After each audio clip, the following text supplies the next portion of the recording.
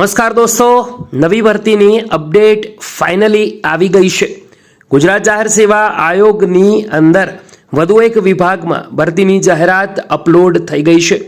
આ ભરતીની જે નોટિસ આવી છે, ઓફિશિયલ નોટિફિકેશન, સંપૂર્ણ જાહેરાત, ઇન્ફોર્મેશન જે કોઈ આવી ગયું છે ઓફિશિયલી, તેની વાત આજની વિડીયોમાં કરીશું। ફક્ત રિક્વેસ્ટ છે વિડીયોને અંત સુધી જુએ જેથી પગાર, લાયકાત, વયમર્યાદા, અન્ય જરૂરી જે પણ સૂચનાઓ, માહિતી છે તે તમારા સુધી પહોંચે।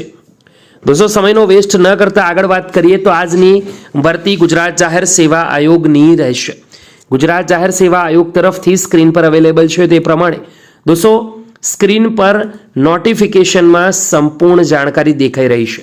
ગુજરાત જાહેર સેવા આયોગ તરફથી અગત્યની જે જાહેરાત છે તે બંદર અને વાહન વ્યવહાર વિભાગ હસ્તકની સહાયક મોટર વાહન નિરીક્ષક વર્ગ 3ની છે।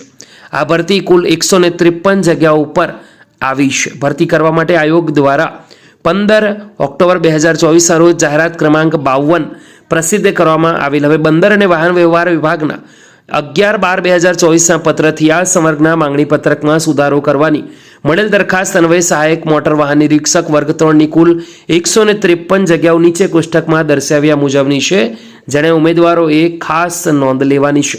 સહાયક મોટર વાહન નિરીક્ષક વર્ગ 3ની આ જે ભરતી છે તેની અંદર સૌથી પહેલા પુરુષોની વાત કરીએ। બિન અનામત કેટેગરીમાં 62 આર્થિક રીતે નબળા વર્ગ ઉમેદવારોને 15 જગ્યા એલોકેટ કરવામાં આવી છે। એસસીબીસીમાં 39, અનુસૂચિત જાતિમાં 15, જનજાતિમાં 22 જગ્યાઓ છે। મહિલાઓની અંદર બિન અનામત ઓપન કેટેગરીમાં 20, ઈડબ્લ્યુએસમાં 5, એસસીબીસી 13, અનુસૂચિત જાતિ 5, જનજાતિમાં 7, દિવ્યાંગ ઉમેદવારો માટે 6, જ્યારે માજી સૈનિક માટે 15 જગ્યાઓ છે। આયોગ દ્વારા 15 ઓક્ટોબરના રોજ પ્રસિદ્ધ કરવામાં આવેલ મૂળ જાહેરાતની અન્ય તમામ જોગવાઈઓ યથાવત રહેશે। 30 ડિસેમ્બરના રોજ આવેલ આ મહત્વપૂર્ણ અપડેટ છે। તમારા સુધી આ માહિતી દોસ્તો દિલથી પહોંચાડી છે। વિડીયો ગમ્યો હોય તો લાઈક કરજો, બીજા સુધી શેર કરવાનું ભૂલતા નહીં। ફરી મળીશું, ત્યાં સુધી ગુડ બાય।